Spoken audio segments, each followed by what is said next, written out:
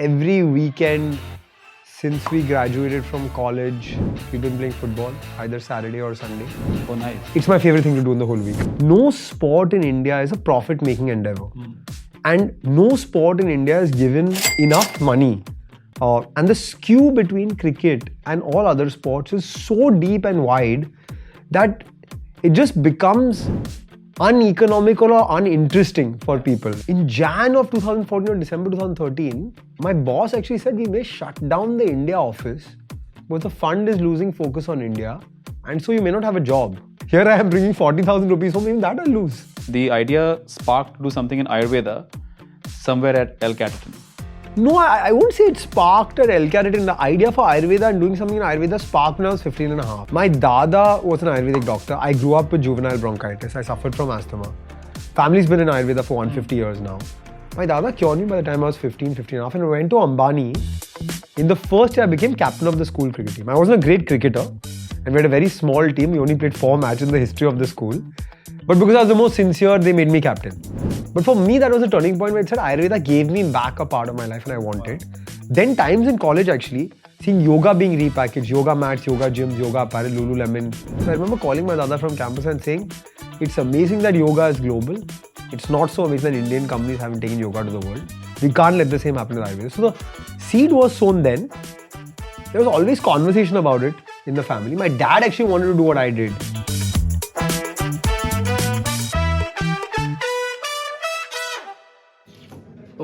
Hello and namaste all. Welcome to the Diwali special of the Money Talks. This is episode 62. And today we've got an amazing guest who really displays the true grit and perseverance story behind the festival of Diwali. We have Arjun Vaidya, who comes from a 150-year-old lineage of an Ayurvedic brand, and now he converted that into a venture business, eventually leading to a successful exit. And today he's out there investing and leading the next generation of consumer startups based out of India. We're very excited to have you witness this conversation. So let me not be a blocker anymore. Over to you. I wish you all a very, very happy Diwali and a prosperous new year. Please be safe, be healthy, and see you on the other side. Hello and welcome to another episode of the Money Talks. So first questions for you, Arjun, is how are you feeling today? I'm feeling great. I did my favorite thing of the week last evening, which is football. Nice. Every weekend since we graduated from college, we've been playing football, either Saturday or Sunday. Oh, nice. There was a group of maybe 15, 17 of us from school. From 22 to 32, there are only 3 of us left. And now we play with a whole new group of younger people. Where do you play? We play at Cooperage. Acha. In Colaba in Bombay in the turf. But it's my favorite thing to do in the whole week. I change my entire week's schedule based on when football happens for the week. Wow. That's how much I love it. Can you imagine India won the gold in the Asian Games in 1962? Crazy. And we were 4th in the Olympics in 1956. I actually follow all Indian sport. I'm very passionate about sport, and so I was watching the Olympic qualifiers right now where we lost. I was watching the Asia Cup where we lost all 3 games. But every time in India with football we have hope, and now with the ISL etc. we have a Croatian coach, all of that. But I think we're just not able to get it together. I think it's sort of like cricket, right? I think we're getting there, right? At least the culture is there, a conversation is on. You know, I think the problem with sport in India today, and I study sport because I watch all, right? While I am a crazy cricket fan, I watch all the cricket. I don't play cricket anymore because I think at our level of cricket, it's not a workout, it's a game. So I play football, I play squash, I watch all Indian sport, I watch badminton, I watch hockey. I think the challenge today, and we were talking just before we went on air as well with Kabaddi, right? Yeah. Other than Kabaddi, no sport in India is a profit-making endeavor. And no sport in India is given enough money. And the skew between cricket and all other sports is so deep and wide that it just becomes uneconomical or uninteresting for people, right? So, for example, if you talk about Olympic sport as well, right? Until Neeraj Chopra won the gold medal, nobody even knew what is javelin in India, right? Very few people knew what javelin is. And then after he won the gold, he was able to get 5-6 crore per endorsement, etc. All of that. And he keeps going. He's now a sort of national sports star and celebrity. Outside of Neeraj Chopra, can you name me one non-cricket sports person in India who is a star? Our Indian football captain, Sunil Chhetri, yes, we know him. Few of us know him. He gets some endorsements. Maybe PV Sindhu at some point got some endorsements. But that's where it stops, right? At some point, Sania Mirza got some endorsements for a short period of time. Mahesh Bhupati, Leander Pace got some star power and all of that. But I think that's the problem, right? A very telling video I saw was Sunil Chhetri going live on Instagram and telling people, hey, by the way, India's playing football tomorrow. Yeah. Come out and support us, watch us. Whether we lose or we win is fine. But come out and support us. And isn't there a stat that Sunil Chhetri is like the top international goal scorer or something? Yes. And yes, how many people actually know that? And he's playing football at 39. Yeah. And he's still fit. He's still playing and he's still fit. But, I think it's a mix of, it's a chicken and egg situation. Because if you get results, you get viewership. Yeah. But to get the results, you need the money and the viewership, right? If you don't have the money and the viewership, then how do you get the sort of money pumped into the sport? And because we have very short memory as Indian sports fans, right? Like Hardik Pandya today is the most vilified cricketer, but 1 year ago everyone loved him and now everybody is cheering for Virat, but at some point we vilified Virat and everybody forgot Dinesh Karthik. Now everybody's like, take him to the World Cup, etc. Our memory is very short, and so if you don't have results, then you're forgotten very quickly. And I think that's very important to understand, and we'll come back to this point because you invest very much in a consumer space, that India ends up being a number 1, 2, 3 market, right? In every category. Yeah. And we must remember that many of these sports, like I think the ISL is sort of picking up now. No, it's not. But it's not a big, I'm saying it's sort of, right? It's not even there in terms of what you would call a mainstream sport. Yeah. But they're trying. I think Kabaddi has been, outstanding. What a case study. We had our team go out for one of these junior Kabaddi matches, Elevate Sports India runs, and the matches are packed. And you know what I think why it is also because it's a contact sport.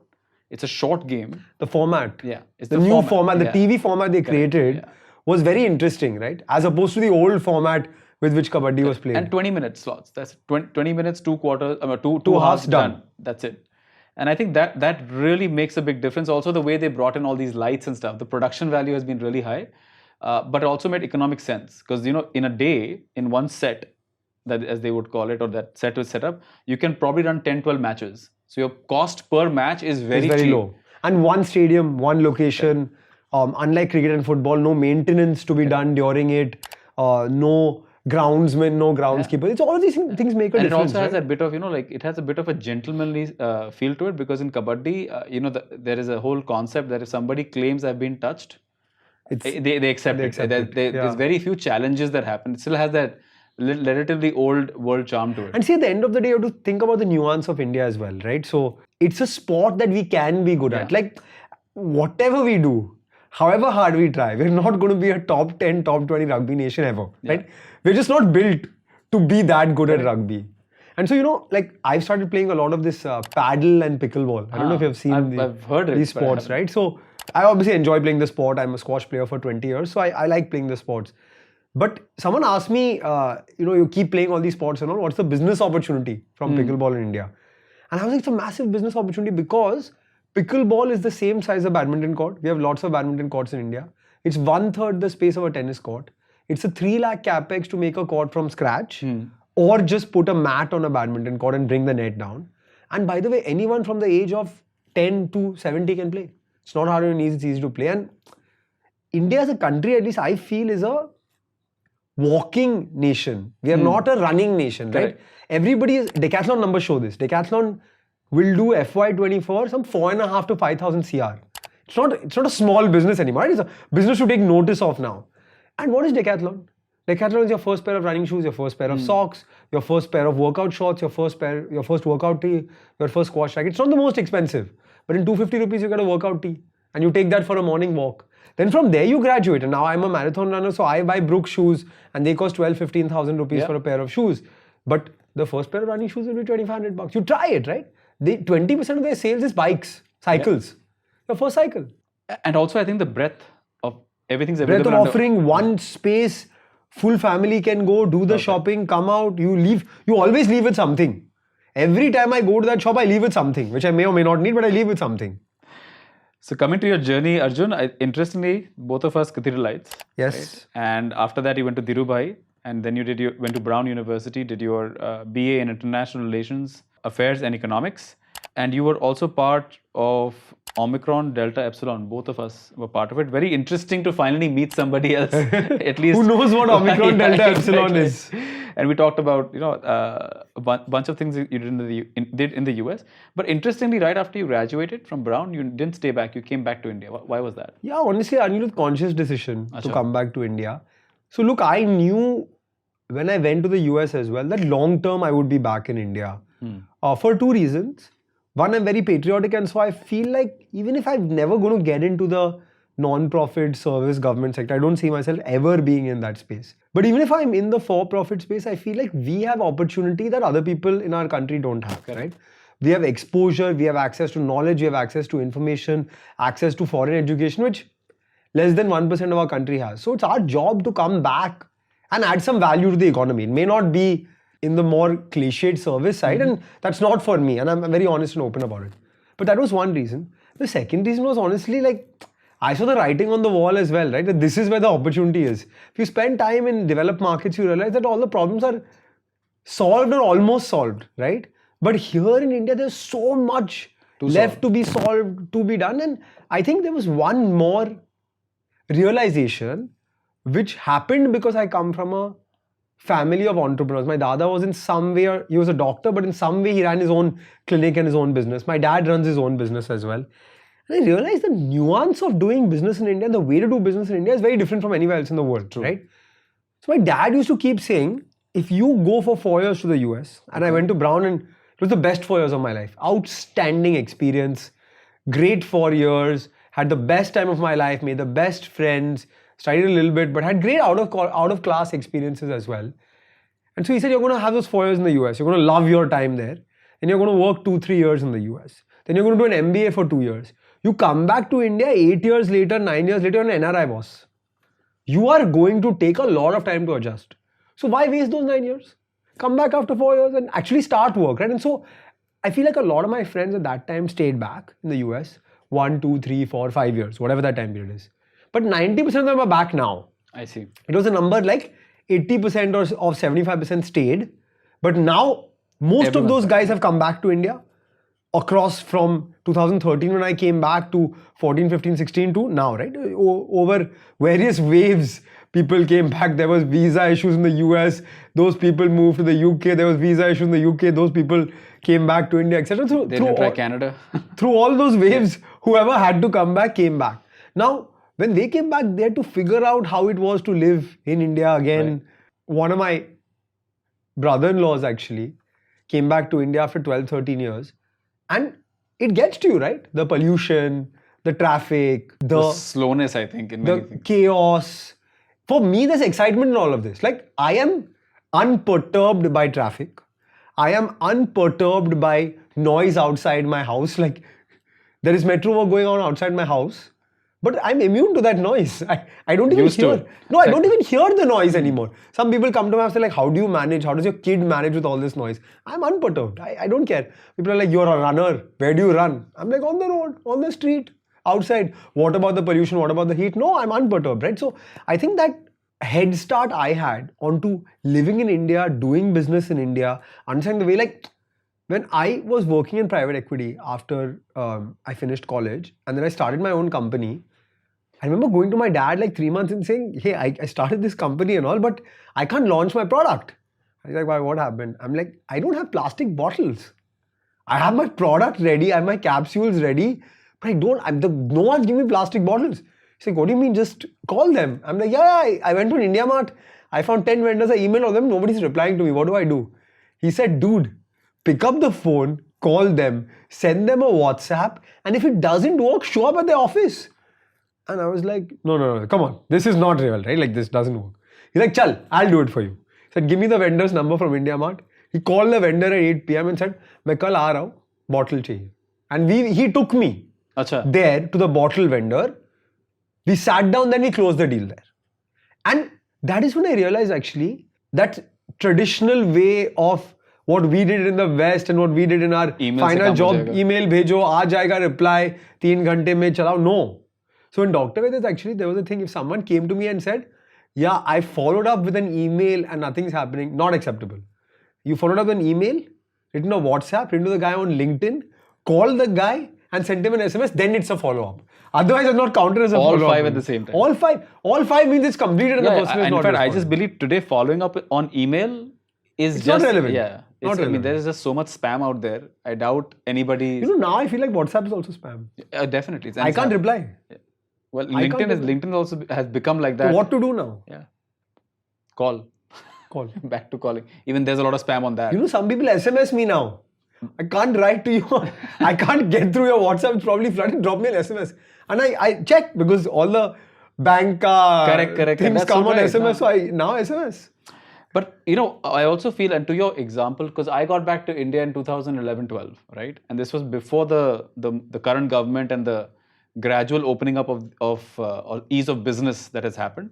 But I believe in 2010 to 14, we were in a bit of a situation where, you know, the 1991 India was catching up with the India of 2010. Correct. Right? And if you survive that period, you actually appreciate everything that is going on today. Correct. Because you're like, you have no idea what this was like. Yeah. So you saw much more of it. I started my first job in August 2013. By December 2013, India was probably at its worst, right? Yeah. We had scam after scam. The rupee was devaluing. It's now even worse than it was then. But the rupee was going through lots of issues. And international sentiment to India was very, very poor, right? Now, I worked in a global private equity fund with foreign capital. I remember at that time, in Jan of 2014 or December 2013, my boss actually said we may shut down the India office because the fund is losing focus on India. And so you may not have a job. And for no fault of mine, I was about to or may have lost my livelihood, right? And I loved my job. I absolutely loved it. I was a 21-and-a-half-year-old kid working in private equity. Dream job for me. In the consumer space, in the branded space for a very, very reputed fund. Yep. And then I think with that sort of government changed and a lot of new things happened in 2014. And it took some time. I don't think, 14 obviously was a pivotal year, right? Because you suddenly had a single party majority. But I think the hype that came with it allowed everything to change. So at least after the government changed, I think it was like April, May 2014, then it was like, okay, we are staying put in India and we are working, and I was like, I have my job here, right? But that feeling for someone who has moved back to India from the US, parents have funded a very expensive education, right? Because at that time it was completely Yeah. we had no income, right? Straight from And there school. was no education loans for foreign.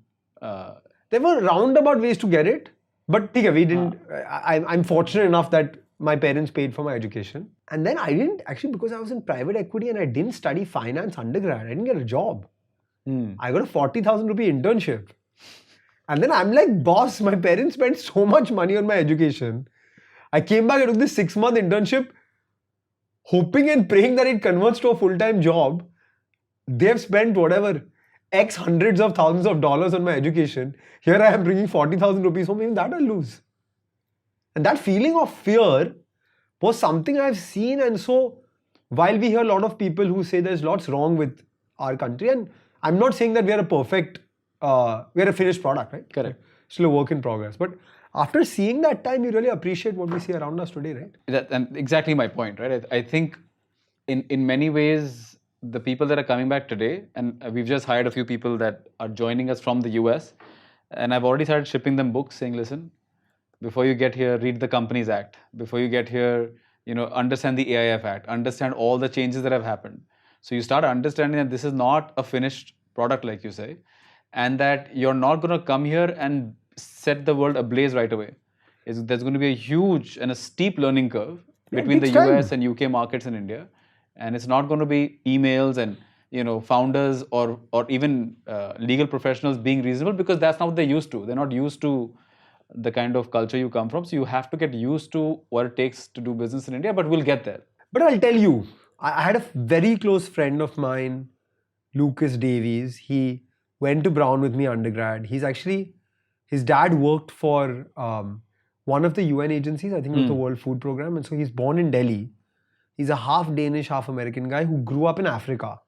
But parents are American, so he was pretty American when we were in college at least. And then he got a job at Mahindra after college. And he spent 2013 to 16 in India. And then eventually he went back to the US, worked for a fund, did his MBA, etc. All of that. And was working in Goldman in New York. And we had a friend's wedding in January in Bangalore from college. And so he came down for the wedding as well. And he was back in Bombay, I think after my wedding in 2018. So it's been for him 5 years. And he said, the city is the same. The places are the same or similar. But I saw two massive changes. There is massive infrastructure and construction.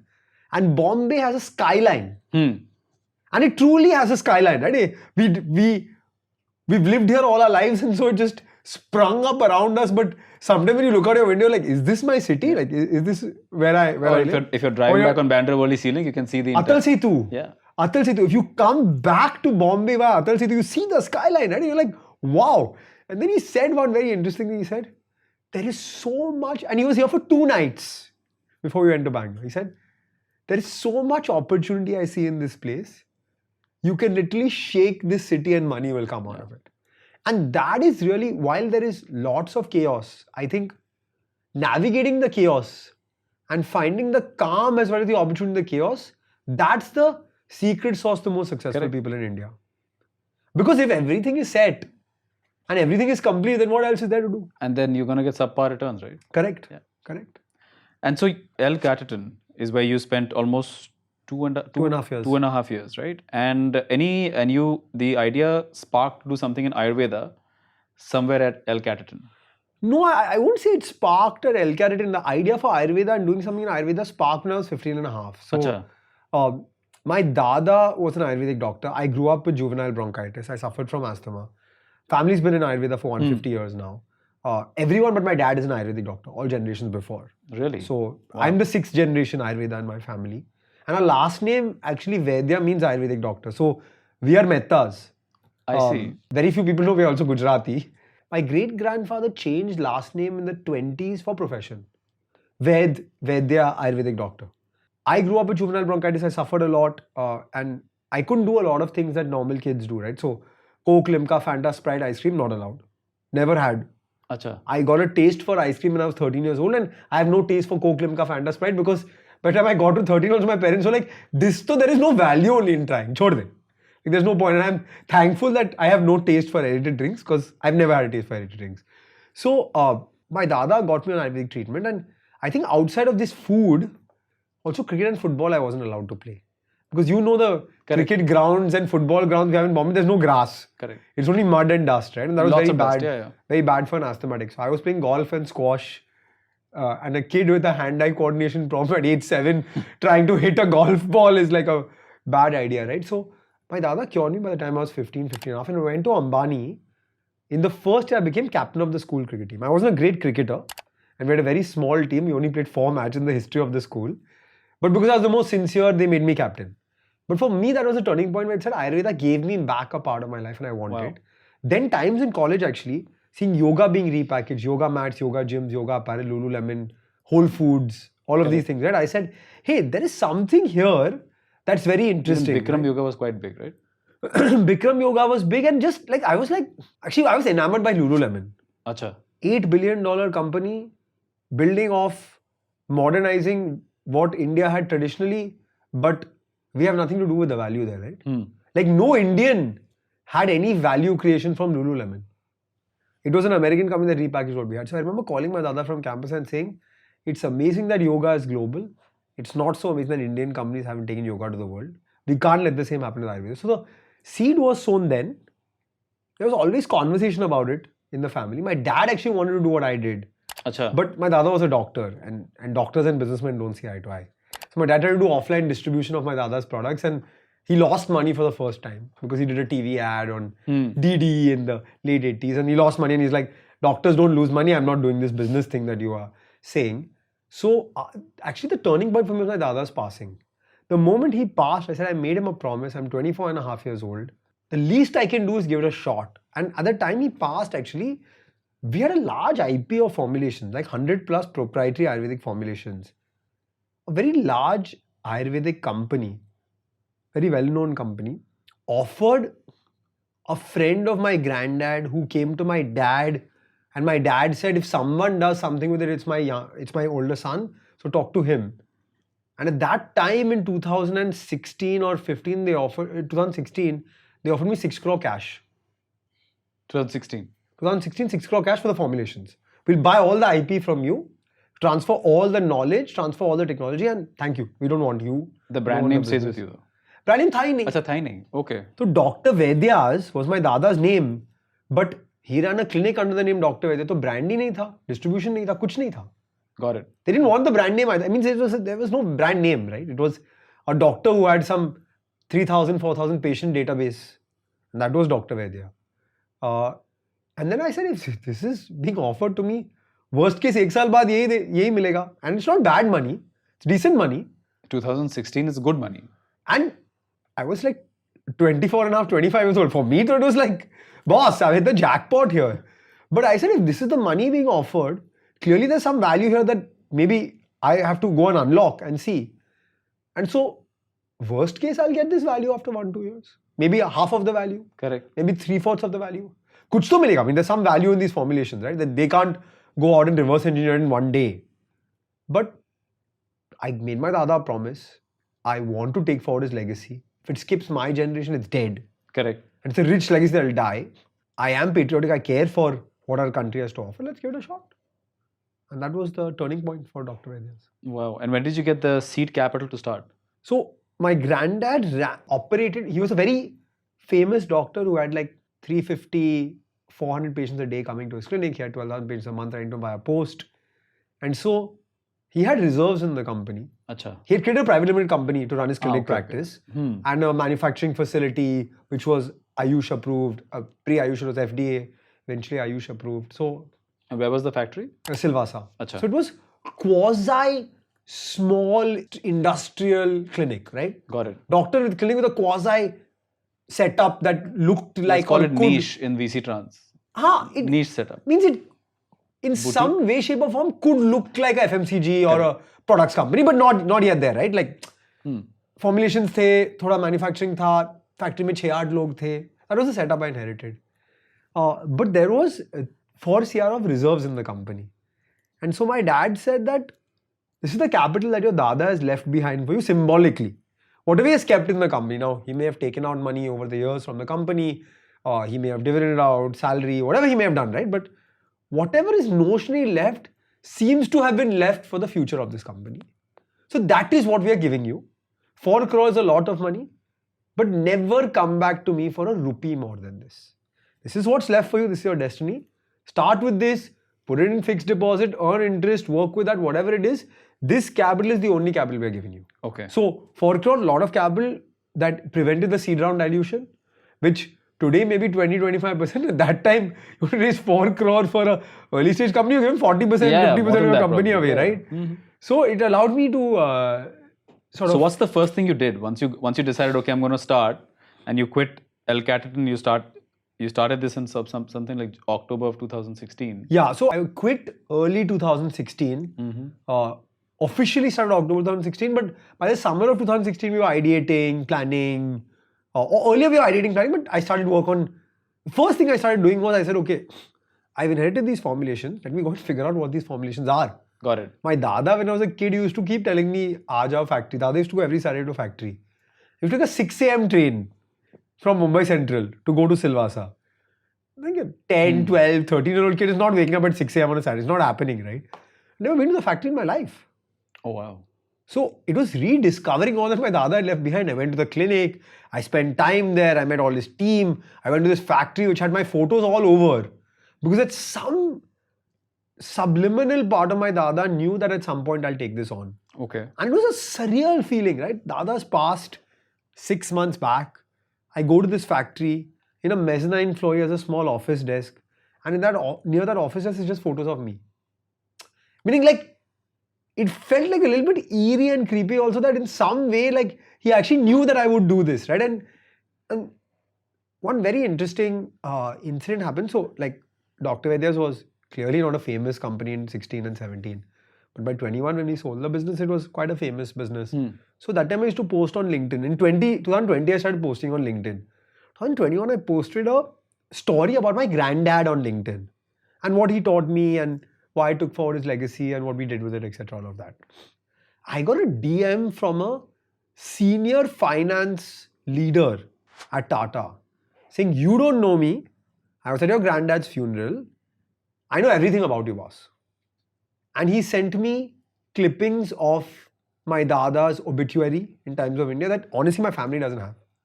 We don't have that exact newspaper ka cutting. But my Dada had such a deep impact in this guy's life that he had kept the cutting. He had kept photos of my Dada, and he told me, I got on a call with him, I said, "Sir, I want to talk to you." He told me, "I know everything about you. I know you went abroad to study. I know you're coming back. I know that you went to this school. I know you're a good student. I know you like cricket." Your Dada said everything about you to us. Wow. And it was like, through my time running Dr. Vaidya, this was very, very surreal feeling when we ran a clinic still, right? My Dada's legacy was one clinic. We ran that one clinic still. And so you would see patients coming from all over the country saying, "Hey, my grandfather also used to go to your great grandfather. My dad used to go to your Dada. I'm here now seeing your doctor." At my Dada's funeral, we saw hundreds of people who we had never met in our lives, who this man had a deep impact on. He didn't charge for consultation.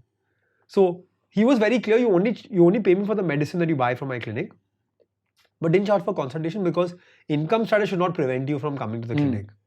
So we used to go to this, we cut our hair still at this place in Breach Candy called Precious. Which even today is 250 rupees a haircut. Every barber from that establishment has gone to my Dada for treatment. My Dada was a big golfer at Wellington Club. I don't play golf at all. I go once in a while. My dad also goes once in a while to remember my Dada. Every caddy knows us there. Because every caddy got free treatment from my Dada at Wellington Club. And so every year on his birthday, we go and play a round of golf. We feed all the caddies and all. But so I think, like, through that time period, I met so many people who said so many stories about my Dada. And while he was not alive, it felt like he was around, and every time, I remember one time we were in due diligence for our first round of capital, our only round of capital that we raised. And that time we started asking you for, like, obviously historical paperwork of the company, right? And this company, while it was Arjun Vaidya's 2-year-old startup, 2.5-year-old startup, the company was incorporated in 1981. Wow. And so you could pull out paperwork from 1981 and, like, they were like, your factory ka purchase ka, we owned the factory. Factory ka purchase ka paper nikalo. I'm like, okay, I'll find it. Calling my dad, factory purchase paper, Silvassa, where? Where is it? He said, "I don't know, but if I'm to think like my dad, go to your Dadi's room. There are some old files he had left. Open that cupboard and see in those old files." I opened that cupboard. There was a bag, a plastic bag. I opened that plastic bag. There was that time we used to laminate papers. There was a handwritten paper laminated with an index written in my Dada's handwriting of every single file and every single numbered files. Wow. With every single file number and what documents will be in that file. And I found all the documents for my DD there. All. About like, actually goosebumps right now saying this, right? Because I was like, boss, I'm screwed. I mean, it's over, right? Dad has no clue where this is. Dad has come to the factory thrice since I started this company. How will you find him? I'm calling up the factory manager. He's like, "Sir, हमें कैसे पता है आपका factory का paper कहाँ है?" Like, we don't even know where it is. Incredible compared to how tough it takes certain entrepreneurs these days to put together a due diligence docket. It was like so easy to find all my paperwork. I was like struggling to put together, but whatever he had was beautifully put together. Even think about it, and we owned 105 FDA licenses for Ayurvedic medicine and 80 trademarks. 80 trademarks. I had all the papers for all the trademarks. All. I did not miss. They did a trademark due diligence, a IP due diligence on our company. Not even one trademark missed. Not even one. सब कुछ था. And in, like, old school paper, जो भी claim आया था, notice आया था, everything I found. Everything.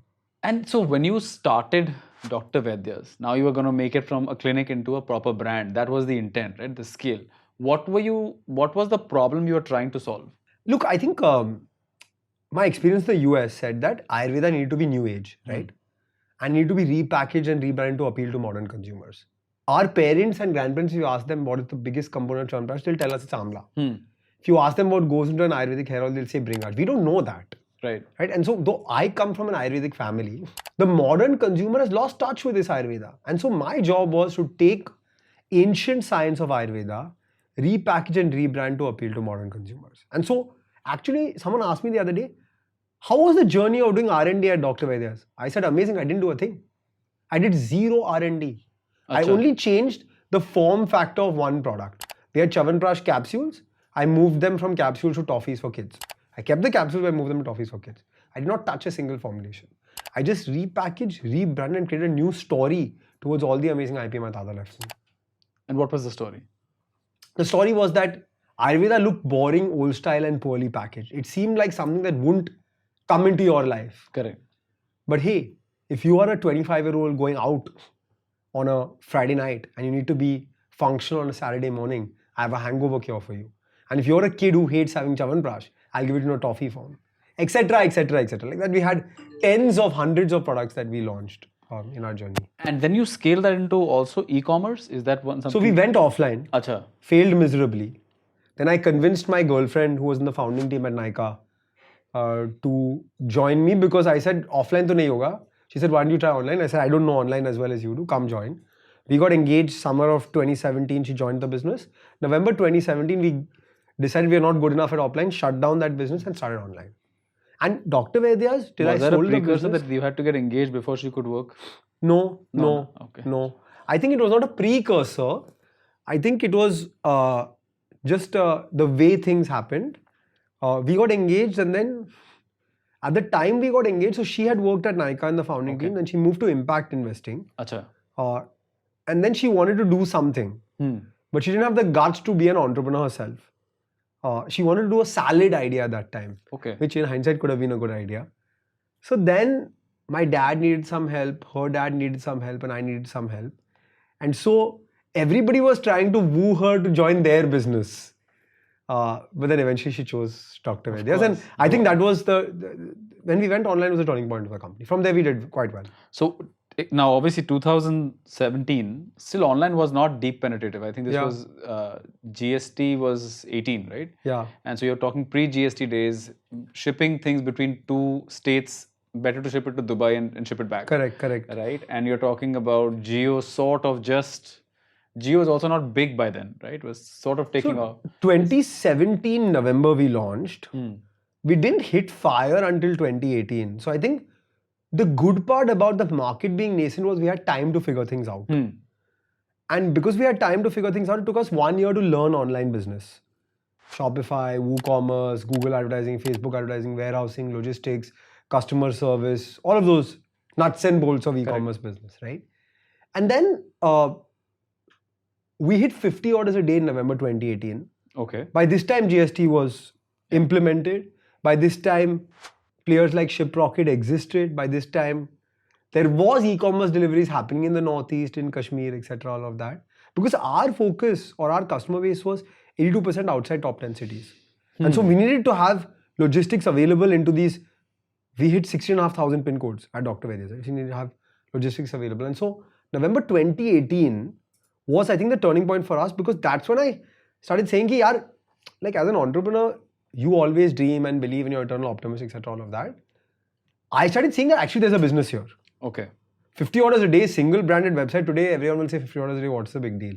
But November 2018, 50 orders a day, single brand Ayurvedic website, big deal. Like, I remember. And what was sort of the average order value that you were? It was 800 rupees. That's a lot. So 40,000 rupees. Like, I remember checking out Google Analytics one day, and you know, my friend was like, oh, so how's it going? How are you doing? And I was like, we were out at dinner, and at 10 p.m. I showed him 35,000 rupees in sales for the day. And I was like over the moon, right? 35K in the day. It's like insane. But I also started smelling business, right? I started smelling that now this is not just a figment of my imagination, of Trisha's imagination. This is a business here. We can actually scale from here. And the great part about digital business is if you have established what at that time I believe was product market fit, which was this 50 orders a day, you can move from gear 1 to 2 to 3 to 4 and do the same thing at a larger scale, 1x, 2x, 3x, 5x scale. And so the journey from there was, the journey to there was the hardest, 0 to 50 orders. We got to 5,000 orders a day in 2 years from there. So by Just on our 2020. website, Wow. 2020 end. And were you selling through any of these We Amazon? sold through the platforms as well, but we consciously built our business as a website first business. Because Ayurvedic treatment is longer, 3 months, 4 months, 5 months, 6 months, 9 months sometimes. And so Indian customers were not willing to trust me for 3 months at one time. You know, the American customers, Correct. if you give 90 capsules, they'll give you at a 20% discount, 30% discount, they'll buy the 90 capsule pack. Indian customers buying the 30 capsule pack. At best, the 60 capsule pack, right? Not more than that. So I have to be able to control the repeat. For a chronic ailment, if you don't have my treatment for 6 months, you're getting no result. And if you have it for 1 month, you're actually going to go back and tell 100 people that it's a bad product. So that's why we built the business as a website focused business. When we raised our first round of capital, we were 90% D2C website. By the time we sold the business, we were 65% D2C website. And that's a healthy number, right? And Very large number. Very large number. But I'll caveat it with, this is 2018, 19, 20 when CAC was at 250 rupees for 800 rupee order. Those times are not available and existent today, right? So, and so you raised your first round of capital in June 2019. 2019. We raised 15 CR from RP Sanjeev Goenka Group. Wonderful. Um, And what was the reason for that round of capital at the time? we were like this, by then we had reached like 100 orders a day, 120 orders a day. And we run out of that 4 crore mein se 3.2 crore was utilized already of the business, of the capital. And so you could not 2x your spend. Even if you saw the writing on the wall that there was sales.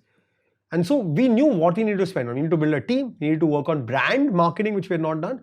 We needed to push the pedal on performance marketing. And we knew exactly where to spend the money. And so when we got the money, we were at 50 lakhs a month. The next month, we hit 1 crore a month. Wow. Because we knew exactly what to do. It was there, right? It was like latent demand that we had to fulfill. And then in a year and a half, we reached 8 CR a month in sales. 8 CR a month, that's 100 crore. Yeah, Top line. I will caveat with 2020 was COVID. And COVID, while it had a negative impact on most businesses, it was a really positive impact on Ayurveda plus D2C, and we are the center of both. Ayurveda plus D2C, right? So, And in that journey, I think that because that was the only round of capital, you decided also it was time to give this business a eventual exit, or what? Or how did that? That exit was happen? the agreement when we raised the capital. Acha. That the business will be sold at some point. The idea was that it would happen 3, 4, 5 years later. Okay. But nobody expected, not even me, that the business would scale this fast. They invested in a business doing 50 lakhs a month. I also was doing 50 lakhs a month. I did not foresee also we'll grow so fast. So scaling at 16x. And so at the time of investment, why did you choose? I mean, RPSG is more like a family office, not really a professional fund. And you had been in a professional fund before. So why choose a family office versus, I mean, at that point, 50 lakhs a month is a fantastic number. You could have got the lay of the land. Yeah, so actually we had lots of people interested at the time. First we pitched to everyone, nobody was interested because honestly, I feel like sometimes founders blame VCs and say nobody cared and nobody saw it and all. But now that I think back, actually I was doing 8 lakhs, 10 lakhs, 15 lakhs a month and pitching to people. I was not a finished product, I was not ready yet, right? At 50 lakhs a month, we had lots of interest. I actually picked the guy who was most interested. Acha. Rather than the best money in terms of quantum of raise, the best valuation, I picked the guy who was most interested. And this guy, honestly, the first time I met RPSG folks, they said at 8 lakhs a month is a 500 crore opportunity. I didn't see it. But they did. I was at 1 And crore. how was it different, Arjun, like raising from RPSG? Probably a little more patient capital, I would imagine, than let's say a venture capital fund who will pump you up and say keep running. And now you're obviously running a VC fund yourself. So you understand the pressures. Sure. How was it different? Did it actually help having someone like RPSG not trying to push you that grow at any cost, just don't look at the... Look, I think it was not very different, maybe it was slightly different, but we agreed on a business plan and I delivered the business plan. We delivered 105% of the business plan in year 1 and then 100% of the business plan in year 2. So who was the eventual exit to? Them. Them. Acha. The idea was to sell to them. Okay. Once you have a strategic owning 40% of your business, nobody else is going to come in, right? People thought of coming and reached out to me. I was like, that makes sense only. Like, how does it make sense for you to come in? Correct. You will buy into a business that eventually they'll only acquire, right? So it doesn't make sense. And eventually, what was that exit like? So, once you sold the business. Yeah, look, it's a weird feeling. It's bittersweet. It's bitter because you let go of what you've been doing every day, 95% of your day. It's gone. You're going to tell your team, I'm leaving. You're still there. Brand is still there. I'm out, boss. I'm going for a vacation to Gangtok now and you'll never see my face again in this office. It was sweet because every entrepreneur wants to see an outcome. Now, that outcome is different for different people. It could be an IPO, it could be a strategic sale, it could be an exit, it could be whatever that outcome is available for an entrepreneur, right? It could be giving your team ESOP buybacks, it could be giving your investor an exit, whatever. There's some outcome, some milestone. And so I think it was sweet for that, right? Like at 29, both my wife and I, before the age of 30, were able to exit a business, were able to create wealth for ourselves, were able to become financially independent completely. So I think that was a nice feeling, but the accomplishment meant more than the money, honestly. Like I didn't change anything pretty much in my life. I bought my own house. That was a big thing, in the same building as my parents. So that was a nice achievement, accomplishment. But yeah, I went to buy a car and my dad likes cars. So he said, come, I'll take you to buy a luxury car. I bought only one car in my life till then, Hyundai Creta. I used to, first my parents had given me a Honda Jazz, but then I became an entrepreneur and my dad said, you're 25-year-old in Ayurveda industry, like nobody will take you seriously in this car. People are like, he can't even grow facial hair. Where is the CEO? Send the CEO here. So he had helped me. I had a budget of 9 lakh rupees and the car was 15 lakhs. I was looking at a Maruti Ciaz and the Hyundai showroom is right next to our building. He said, I'll pay the delta. You buy the Creta. So I bought a Creta that time, 15 lakh rupees. And I didn't know what cars were worth, right? Because I had no interest, honestly. It's not like I'm some innocent person, etc. I just had zero interest in luxury cars. I didn't ascribe any value to it because car for me is point A to point B. And I respect people who love cars. And my dad loves cars for cars, not for show, but for cars. So he said, let me take you to a luxury car showroom. And he took me to these 3-4 luxury car showrooms. And that's when I realized cars are sold for 90 lakhs and 1 CR and 1.2 CR. 2 CR. And I didn't know that, right? So I said, hey, between that 15 lakhs and that 1 crore number, there are like 10 startup investments possible. And I ascribe value to that. Not that I have any problem with someone driving a 1 crore car, but I don't. So I went and got myself an MG EV and I was happy with it. What I find very interesting, and before I get into this next part of your journey, because now you have to turn the table, right? You're on the other side. I find a very strong influence of family. Your grandfather, you speak very highly of him, and then obviously the relationship with your father. How important has it been that, in many ways your father inculcated and your grandfather inculcated values. In very strong middle class, values, right? Have big dreams, but don't forget your roots. I'll tell you 2 stories. One, my dada was a white safari suit guy. Acha. He was like white shirt, that safari shirt, white pants, black shoes, same pair of glasses, 5 rupee red pen in his pocket. In Kathil, I think when we go from 4th to 5th grade, you move from pencil to pen. Correct. So I moved to pen and everybody around me had Uniball pens. That Uniball was a big thing when we were in school. My dada gave me a Schaefer pen. Schaefer that time was more expensive than Parker. Parker was 1,000 rupees. The Amitabh Bachchan Parker pens with his signature on it. Schaefer was 2,500, some 3,000 rupee ka pen. It came in a nice velvet box. It was a silver color pen. He gave me that pen. And he said, you'll write with this pen and it'll be amazing and for you and stuff. And I said, cool. You carry a 5 rupee red pen in your pocket every day. Why? And he said, it reminds me where I came from. And I'll never forget where I came from. And with my dad as well, I remember this was 1999. We had gone to the UK to watch the World Cup. Acha. I was a huge cricket fan and we had got tickets for the India-South Africa game in Brighton. And then we went to London and there was this store called Lily White's. I don't know if you've seen this store. It's in just off Leicester Square, Piccadilly Circus. At that time, it was the most premium, luxury, all wood, like beautiful staircases, luxury sports store, which we have never... In India, that time we didn't have sports stores only. You'd go to Metro and buy from those small shops and stuff, right? So, experiential sports store. And I had got a Grey Nichols cricket kit. Acha. Like bat, gloves, pads. Grainicles was the thing at that time. Grainicles was the thing. The big thing was Grainicles, and it was all made in India. But I had to buy it from there because it wasn't sold in India. And I used to play football also a little bit that time. So I'd got a pair of shoes, Nike shoes, shin guards, and that football, like a very nice football, some expensive football which you won't get in India. And then as I was leaving, I saw this Spalding basketball. And Spalding was what they used to, I don't know if they still use, but the NBA used to play with Spalding. I think it still is. But And school we used to play with Costco basketball. Cathedral, we have that Correct. only one basketball court, right? So I was not really into basketball, but we used to play in school, and also then I was like, hey, I want that ball. 20 pounds at that time, that basketball. My mom is like, you bought cricket set, football set, bus, you don't play basketball, chhod de. And we left the store, and I was like really disappointed. I remember like cribbing, saying, you didn't buy me my basketball, you didn't buy my basketball, whatever. And my dad's like, boss, you're holding 3 bags of shopping here. Clearly we bought you everything. I said, no, you didn't buy my basketball. He stopped then, and he said one thing. He said, we're turning around now. We're going to go and buy that basketball.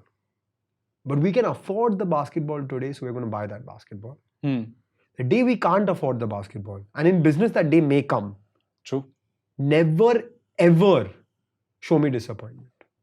And I'll buy that basketball for you. And look, my dad's an entrepreneur. He's had a very successful business. He continues to run. What's the business he does? It's in the jewelry and watch space.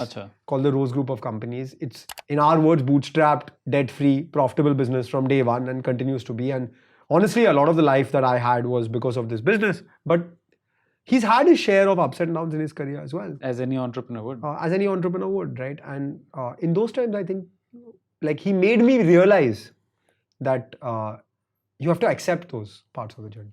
And then comes the switch, in which we were talking about right before we started, which is when you joined Verinvest, right? Correct. In 2021, Yeah. July 2021. I think a couple of months after you exited Dr. Vaidya's, you were the venture lead for India. And I think I also remember you were a lot more active on LinkedIn after that. I kept seeing more and more video. Time. Yeah, I typed on my hand.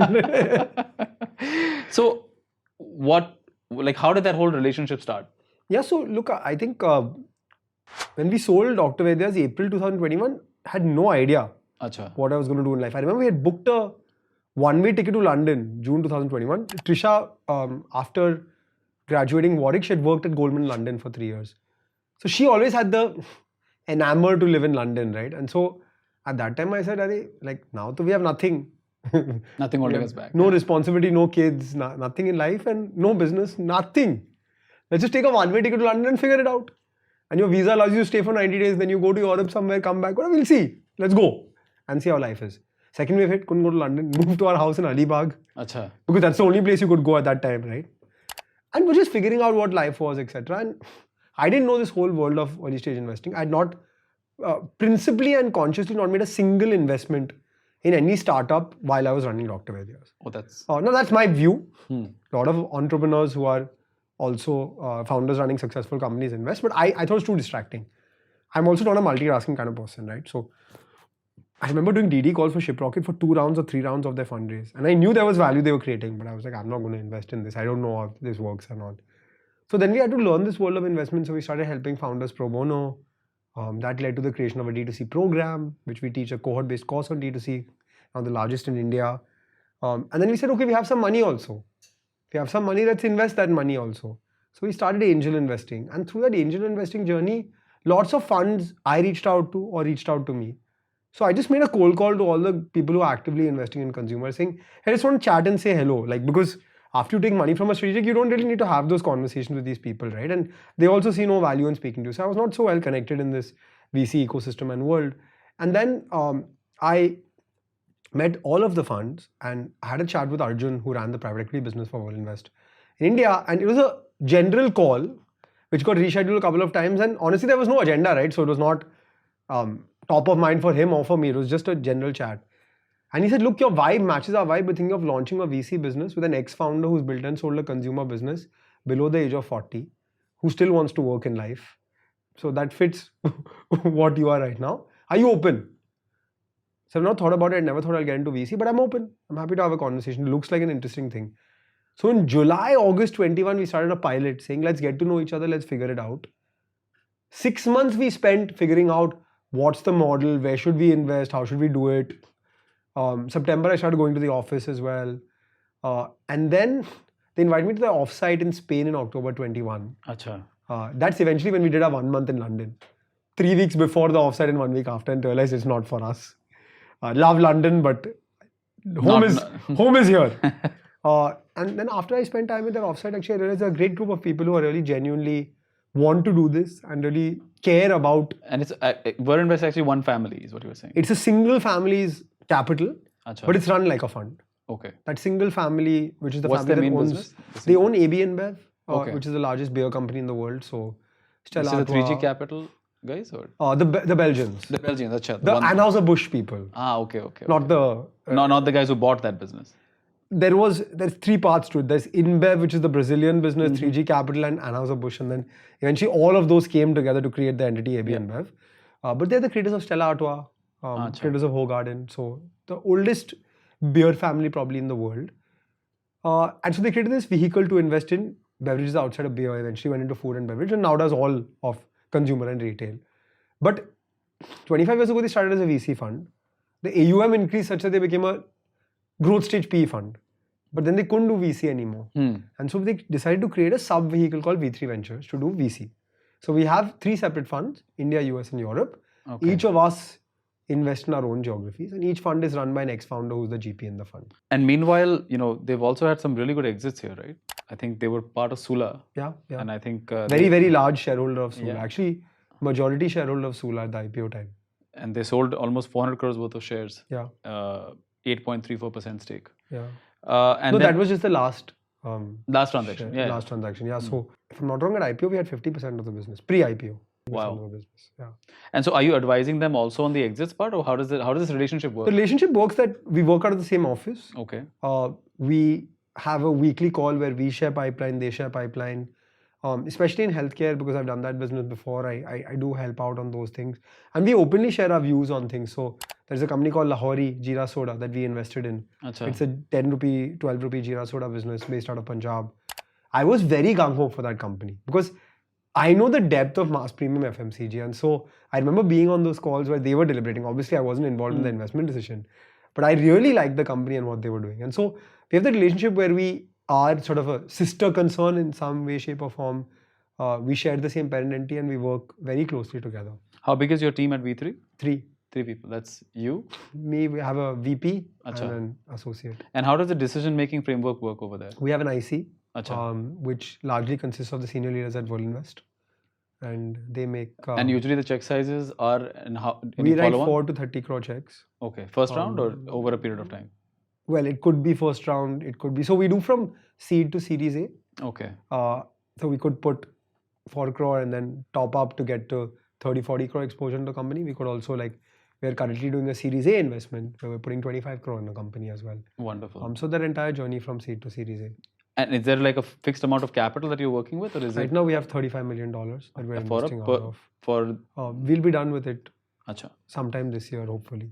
Wonderful. Wow. And so what's next for this for you now? Like you're going to get done with this. Do you continue down this journey even further? Yeah, hopefully we complete the fund and then we go ahead and do more because the fund globally is very excited about the India opportunity. Acha. They're very excited by everything I say about India, and I'm very passionate about India. So But it comes out very clearly. I keep saying, I keep talking about India and the India opportunity, and considering what's happening in the West as well, I think everybody's bullish about India. We've invited our global leaders from Brussels, from London, from New York to come to India, and they've really seen the positivity, enthusiasm, optimism, animal spirits, and depth of the consumer opportunity. Like I remember we had the fund launch for V3 end of 2022. Acha. And they had an event for Varinvest the night before, more formal event, big companies, senior leaders, and very different kind of setting, which you would have in a private equity fund. And the next day, our entire executive committee was here. And the next day, I booked out a restaurant, O Pedro. And I said, we're going to have a more casual drinks and dinner kind of event. And they said, who's coming? I was like, 80 consumer founders will be there. And it'll be a small gathering, etc. All of them. They were like, oh yeah, okay, he's saying 80 founders, let's see. And there are 80 early stage consumer founders and 10 global investors who represent foreign capital have a lot of capital. Each of them, after like 2.5 hours, were like, we need to get out of this place. Like, because as an Indian early stage entrepreneur, you see someone with capital, you go and pitch. So they were like, basically, we got pitched by like every single person in this room. I'm about losing my our ability business. not to say no. But very interesting investments, right? Eka Care, Entry, Cuckoo FM, these are all V3. Correct. Now we So have what's the done- framework? How are you? What are you looking for in founders? So we do consumer tech brands and platforms. We have done in the tech space, Eka Care, Coco FM, Entry. We have done an ice cream called Go Zero. Okay. We have done a unique cloud kitchen model, a ghost kitchen type model called Dil Foods. We're in the process of closing 3 more deals. One in a cakes and desserts QSR business. Again, central kitchen, spoke kitchen model. We're doing a budget hospitality chain, backpacker hostels. We're doing a sneakers business. Across the landscape of consumer, both tech and platforms, with a reasonably strong focus on the mass premium consumer opportunity, the middle class consumption, aspirational middle class consumption opportunity. And besides the money, what else are you telling the founder that you can provide? We have 3 things actually. One, my experience as a founder, I've done at least consumer brand. I can't maybe add as much value in tech, but that ecosystem, community, knowledge base. 2, we have access to one of the strongest consumer investing private equity teams in India, right? World Invest has done Sula, Viva, Epigamia, Purple, Wakefit, Lahori, Heads Up for Tails, 49, which is an IVF buyout. That's just, I'm just talking about India. Okay. And then we have the third thing, which is a global team representing some of the best consumer brands in the world. Lazada, Vitamin Water, Vita Coco, Oatly, Pop Chips, Chewy. And so these 3 things are sort of the value that we add. And ancillary would be access to more capital, right? Because if a company does well in our gamut or our world, then World Invest will be looking at it. And so your this 35 million is going to be over a portfolio of how many companies? 12 companies. 12 companies altogether. Okay. Investable capital maybe 30 million. Okay. And now let's talk about the future. So obviously this fund ends. You're hoping to get another fund together. Will you be taking out outside capital or will be still? For now, no, I don't think. Okay. According to you, now that the world is changing very quickly in India, right? And now that you start looking at Blinkit and all these platforms taking off and becoming profitable, I think the offline play is going through a significant shift all of a sudden, right? It's no longer about finding the super stockists. Now it's like go get Blinkit. If you can get Blinkit, you can. See, I think that we underestimate the power of quick commerce. Quick commerce is not just groceries and essentials. It's a lot of other products as well, right? Which makes it very, very interesting as an opportunity. And 30% of quick commerce sales today is outside of food, grocery, essentials, which is... In fact, I was doing an interview with CNBC. I said, let's not call it quick commerce because quick commerce is supposed to be less than 10 minutes. Let's call it convenience commerce because now that's where we are at. Yeah. Right? Zepto today was 42 minutes. Because of high demand. Yeah, even I think Blinkit is about 35. I've never had Blinkit come to me below 30 minutes these days. So it is high demand now. High demand, yeah. But 92% of retail in India is still offline. Yeah. And that number may come down to 85 in the next 10 years, but it's still 85. Correct. And so at some point online will tap out. It's 100, 200, 300 crores. I still don't consider the C-commerce or Q-commerce to be an online play. Because you need to have these dark stores. It's very much an offline play with an online... We will see massive proliferation of both e-commerce and whatever, C-commerce, Q-commerce, whatever you call it. But I think there is still a lot of depth in GT and offline, and I think it takes a different skill set. And I didn't have that skill set. Yeah. Doing offline distribution to Kirana retail is just a different ballgame. It also requires a whole amount of, and you've done it so, and I've lost money at it. So I've always felt that to do offline, especially this whole super stockist, distributor, retailer model, A, you need lots and lots of money, right? And working capital is going to get stuck. And B, you need to spend possibly $1 billion worth of marketing to create recall. Yeah. If you don't have that kind of money. And you need to do ATL. Yeah. Because performance marketing doesn't work for a Kirana store. You need to do the newspaper, radio, hoardings, outdoor, eventually TV. Eventually TV. Yeah. That's what I'm saying. Unless you have $1 billion to spend on that, you're not going to get the kind of recall you're looking for. And how are you taking on that challenge with some of the consumer brands where you're invested? What are the advice you're giving them? Yeah, look, I think at the stage that we invest, I always say get your one channel right before you move to another channel. It's very tempting to do 5 channels. But if you're a nobody in each of the channels, then you're pretty much a bits and pieces kind of company, right? And so even at Dr. Vaidya's, we perfected our website, then we went to Amazon. Acha. When we went to Amazon, I went to Amazon saying, hey, by the way, I do 1 crore a month on my website. I only 5 lakhs a month on your platform. That's when they stood up and said, oh, please, let's increase that number, right? So one channel, right, always. Focus is the most important part here. Yeah, because if you're an early stage company, you don't have resources, you don't have team, you don't have bandwidth. And so rather put it on one thing rather than 20 things. So, Arjun, now you're like early 30s, right? In 10 years, you're pretty much going to hit the midpoint of life, right? What would you like to achieve between now and then? So as you, and where do you see the journey? Yeah, look, I honestly, if you asked me 5 years ago, would I be sitting here having this conversation with you? And I said before we started also that I've been a fan of your LinkedIn content and following your journey since 5-6 years. I would have said maybe I don't believe in my wildest dream. It's like a batsman goes out to bat. Yeah. On the first day of a test match, the ball is moving and then you're like, hey, will you be okay if you walk out with an 80 at the end of the day? I'm like, yeah, I'll be more than happy. You give me 60 also, I'm okay, right? So I don't actually view life in 5-year, 10-year horizons. Because like you can never predict what happens and I would have never predicted I would have been here. So I look at the world I look at life in 6-month sprints. And 6 month sprints. And like 10 6-month sprints make up 5 years and 20 make up 10 years. And so I think 10 years later, I just want to ensure I'm a good dad and I've done right to my daughter. But other than that, I don't know what life holds for me. Honestly. And how do you plan these 6 month sprints? Like how are the goal settings? We have both Trisha and I do personal, which is you working on yourself, family, which is immediate family, and then professional. Set up your goals and set up timelines for those goals and reassess 6 months later with that person. Acha. I'm accountable to my wife for my goals. She's accountable to me for her goals. And we pull each other up. And you guys write these things down? Yeah. You write down your goals? 1st of Jan and then 1st of July. Wow. Yeah. And every 1st of Jan we do it. Seriously? Yeah. That's amazing. Yeah. So we started doing this to Dr. Vaidya's days. At that time, we used to actually make it a phone wallpaper. Okay. So we used to have a graphic designer graphically represent our goals and then it would be a phone wallpaper. We don't do that anymore. I've also noticed that you've become far more active on social media, right? And I think there is definitely a thought process. You've taken some of this from Dr. Vaidya days. Yeah. To demystify this whole VC space. Yeah. I almost feel. Yeah. It's very interesting. Could you just talk a little bit about that? Yeah, look, I think that, let's say I have a portfolio company called Dil Foods. They were on Shark Tank recently. Their Shark Tank pitch was very good. I would say one of the best pitches in the season. I'm not biased. Actually, one of the best pitches. 2.3 million views for that Shark Tank pitch. My LinkedIn post about their Shark Tank pitch and my thesis of investing got 500,000 views. Wow. Or 550,000 views, something like that. No press is going to give me that. Nobody's reading. Not 1 lakh people, 5 lakh people are not reading Live Mint articles.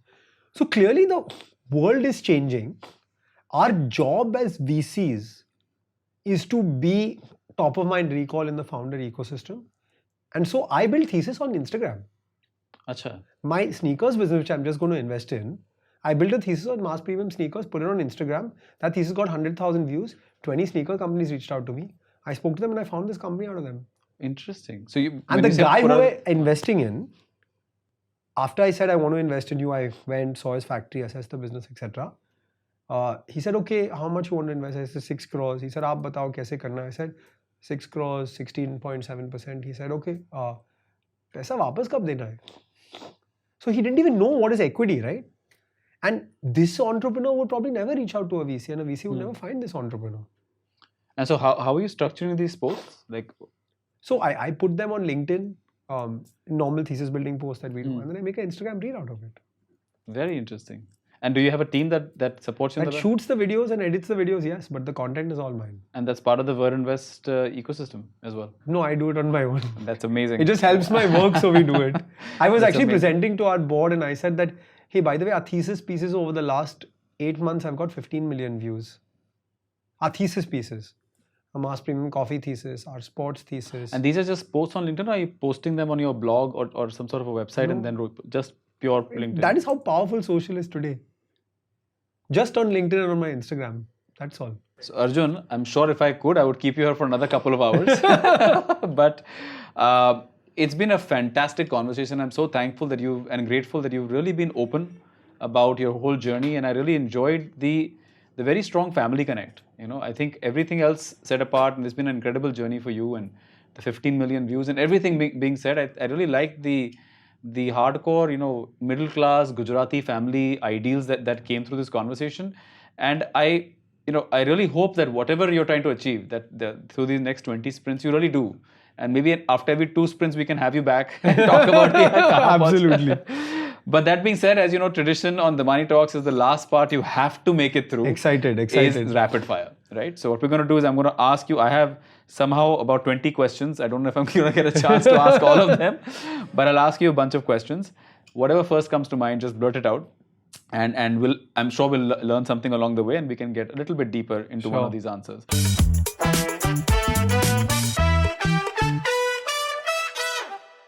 So first question is, what is the last book you read that had a profound impact on you?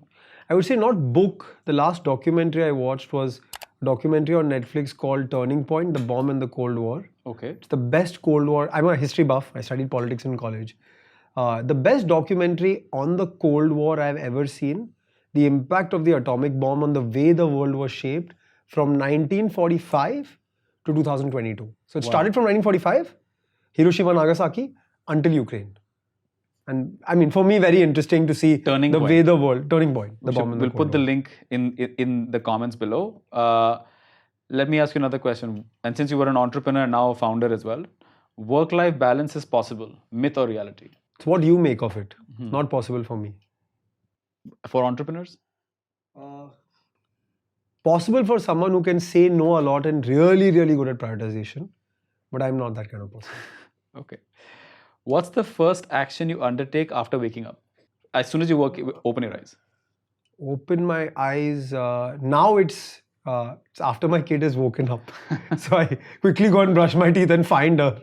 If you had not been in the D2C space, right, or the VC, right, what would you have been doing? Back-end team of Mumbai Indians. Back-end team of Mumbai. Data analyst. Founder. Fitness coach, something like that. Or any sports team. But I love Mumbai Indians, so I said that. Who's your favorite superhero? Batman. No, Spider-Man. Spider-Man. Spider-Man. Why Spider-Man? Very rare answer, by the way. Mostly it's Batman. It's been No, Superman. I said Batman because I rewatched one of the movies recently, but Spider-Man, you have that affinity, right? Once you get a Rakhi with Spider-Man and then it just clicks and it stays with you, and yeah. Okay. Let's talk about work from home. What do you think about that? Is it relevant for that time? Hmm. Relevant for that time. No. Yeah. It doesn't replicate the serendipity of ideas, the collaboration, etc. So not for me. One question you wish investors would ask more often from founders.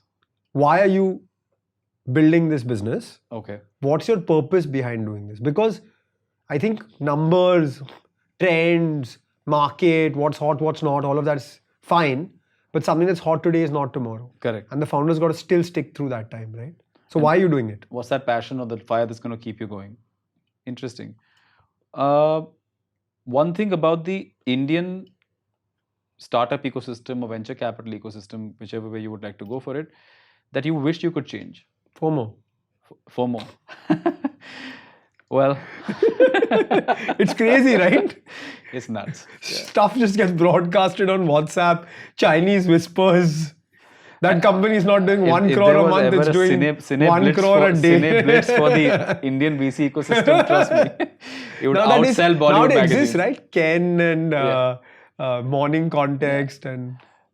There was actually a very good, I forget which, there used to be one journalist who used to write anonymous stories. Okay. About the VC ecosystem. I think it used to happen during COVID. I don't know what happened to that blog. I don't even remember which platform it was on. But they used to always have, oh, I've heard this somewhere. Right? You're like, ye kaun ho sakta hai? Okay. What's one app you're completely obsessed with at the moment? WhatsApp. Always. It's always open.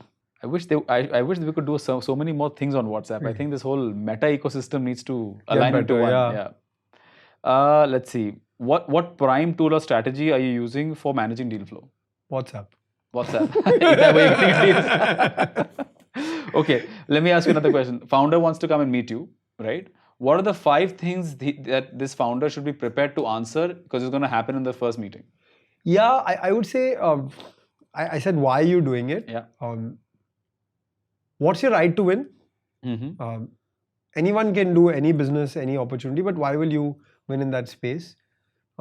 Is there a market large enough? In consumer products, you always see, you see a lot of businesses that are great products. You know, at times I say, and I know founders hate it when VC said, I'll be a customer, but I can't be your investor. Yeah. But sometimes it's just not venture scalable, or it may not need the capital. And then I guess today 2 things we focus on is contribution margin and repeat rate. So I think these 5 things. Contribution margin and repeat rate. And you're talking CM3, I'm guessing. 2, 3, that is fungible, but basically everything, all your marketing costs are over, and then only head office cost is below that. Perfect. It's 2, 3, 4, people call it anything now. So you're obviously you're in your 30s now, but if you had a chance, let's say, to go back to when you were 18, and you could give one piece of advice to that 18-year-old self of yours, Yeah. what would that be? Don't be lazy, take that computer science class. I was going to take it, and then I thought it was too much hard work and I didn't take it. And how do you think that would have changed? Because obviously, I think I would have been sharper about website development, tech, those kind of things. I mean, you can learn them even today. You can, but at the time you're an entrepreneur, you can't say I'm going to learn coding on the side now, right? It's not happening. What do you think is a most underrated trait in an entrepreneur? Resilience. How do you test for it? You can't test for it upfront, right? Because you can put an entrepreneur through various situations and have various meetings, but you don't know. But I think that's the one thing. Like, there is going to be a down. There is no up forever for any company, right? And that's true. In that down, when the back is against the wall, how do you fight with a smile on your face? Which Indian startup do you wish you had invested in? Zepto. Zepto. I had a chance. Did you? Seed round. Kirana cart. Yeah. Didn't see it. I think I got that deck too, and I didn't see it. No, I saw it. No, I saw it. Believe, yeah. I saw it. Yeah. But I didn't see it becoming what it is. I actually thought this was not going to work, quite honestly. But hats off to the guys. Hats off to Aditya and his team. Let's see. Couple of questions. It is said that investment is a mix of art and science. Do you agree? Yeah. Science, I guess. I hope that people know we do some science. But art is like, I was chatting with our private equity colleague, and he's like, okay, so the valuation of this company is 50 crore. I was like, yeah. He's like, how do you come up with that number? I was like, sales to nahi hai, to arbitrary hai. Okay. So there is some art towards sort of guesstimation, forward calculation, comeback. Also, some of that intuition that you need to look at the entrepreneur. Sometimes I think because you're an entrepreneur, and it's a very rare trait, by the way, because entrepreneurs turned VCs, I think have a bit of an edge over pure finance people becoming VCs, because I think you can sort of sense that entrepreneurial trait a little better because you've been through that. Correct. You know, like you said, coming down to your 80 lakhs and then to build it back makes a big difference. All right, last question for you. How would you measure your life? Oh, I'm a great fan of the journey, honestly. So I measure it as experiences that are good and bad and got me to where I am today. And I'm not a finished product, I'm a work in progress. So we'll see where we go from here. Wonderful. Fantastic answers, right? Thank you so much, Arjun. It's been a great conversation. My pleasure. And I really, I mean, besides the journey that obviously I knew because it's you're quite a famous personality, but I think besides the journey, but getting to know the man behind all of it, that has really been an eye opener today. And thank you so much for making it on a Sunday. My pleasure. And any last piece of advice you would like to give to the founders and the LPs and the investors who are listening in? Yeah, I think the best time to start is now, and the best way to start is to start. So. Wonderful. India is shining, let's make it happen. Yeah, that's true. India is shining. Let's not say that again because that one didn't work out. Yeah, that one didn't work out. That one did not work out, and I think there's some taboo to that. But that getting said, thank you so much, Arjun. My pleasure. It really has been a fantastic conversation. Thank you so much. Thank you.